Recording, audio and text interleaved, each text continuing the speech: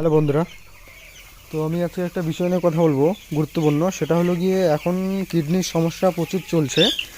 তো কিডনির সমস্যার ওষুধ তো অনেক আছে, কিন্তু আমি একটা ঘরোয়া পদ্ধতি দিয়ে বলছি, যেটা হলো গিয়ে তোমরা যদি খাওয়ান খুব ভালো রেজাল্ট হবে। যে ওষুধটা বলছি আমি, তো চলো ভিডিওটা শুরু করি। তো প্রথমে নেবেন 30,000 পাখির জন্য 30 থেকে 40টি পান, বনটা সহ।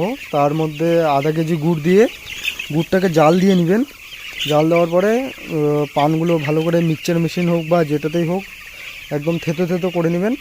নেওয়ার পরে ওটা গুড়ের সাথে মিশিয়ে ডিঙ্কারে দিবেন, ট্যাঙ্কিতে দিবেন না বা কোথাও এটা রাখবেন না। সাথে সাথে দিয়ে যখন জল শেষ হয়ে যাবে আবার নতুন জল দিয়ে দিবেন। এটাতে কি হবে যে জলটা বেশি খাবে এবং কিডনির সমস্যা হবে না। তো আপনাদেরকে দেখাচ্ছি কিভাবে পান পাতা আর গুড় মিক্স করবেন। তো বললাম যেটা, ট্যাঙ্কিতে দিবেন না, ডিঙ্কারেই খাওয়াবেন।